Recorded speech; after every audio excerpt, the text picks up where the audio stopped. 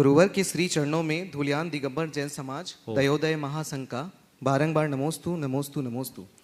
गुरुवर, मेरा प्रश्न है, भगवान महावीर स्वामी का 2550 निर्वाण महोत्सव विगत 7 सितंबर को पश्चिम बंगाल की माननीय मुख्यमंत्री ममता बनर्जी के सानिध्य में मनाया गया था। वहाँ उन्होंने वर्धमान में एक संयम कृति मतलब अहिंसा चक्र का निर्माण करेगी, ऐसा उन्होंने घोषणा किया था। उसमें विशेष गुरुवर ये मार्गदर्शन था, आपने जो प्रवचन दिया था उससे वो बहुत प्रभावित थी और उन्होंने वर्धमान के लिए काफ़ी सारी योजनाएं और उस बारे में गुरु आपसे कुछ ऐसा कर सके, वहाँ पे उन्होंने इस तरह से बात कहा था। गुरुवर, मेरी एक सबसे बड़ी इच्छा है, ये गुणायतन तीर्थ से एक ऐसा संघनाथ हो जो बहुत सारे संगठन सोच रही है निर्वाण महोत्सव कैसे मनाएं, क्या करे क्या नहीं करे, इस बारे में सारे संगठन सोच में हैं। मैं चाहता हूं इस पे गुरुवर आप मार्गदर्शन करें, क्योंकि आप, मुझे ऐसा लगता है कि वर्तमान के वर्धमान आप ही हो।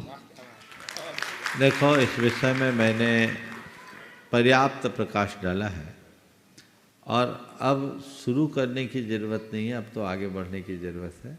पूरे देश भर की जैन समाज इसे आगे बढ़ा भी रही है। आप सबको पता होगा, राष्ट्रीय स्तर पर विगत 26 नवंबर को एक बड़ा कार्यक्रम दिल्ली में हुआ है, जो इसका राष्ट्रीय स्तर पर आगाज़ रहा। गजराज जी गंगवाल के नेतृत्व में कार्यक्रम हुआ है।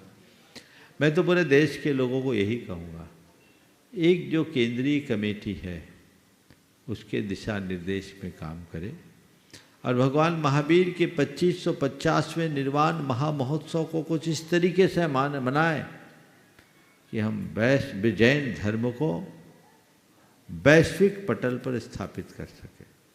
जब भगवान महावीर का 25वां निर्वाण महामहोत्सव था तब का युग अलग था, उस समय हमारे पास टेक्नोलॉजी नहीं थी। आज का युग है जब हम आर्टिफिशियल इंटेलिजेंस तक पहुंच चुके हैं, टेक्नोलॉजी के चरण तक पहुंच चुके हैं। क्यों ना ऐसी संधि काल का उपयोग करते हुए हम जैन धर्म को व्यापक स्तर पर प्रसारित करें और सारे विश्व में इस बात को स्थापित करने की चेष्टा करें कि एकमात्र जैन धर्म ही है जो हमारे व्यावहारिक जीवन को सुखी, संतुलित और शांत बना सकता है और लोग इसे जन धर्म के रूप में आत्मसात करें। मैं केवल स्मारक और अन्य चीज़ों की स्थापना के पक्षधर नहीं हूँ। हमें प्रयास करना है जैन आचार और जैन विचार को प्रवर्तित करने का। यदि ऐसा करने में हम सफल होंगे तो एक बहुत बड़ी उपलब्धि हो।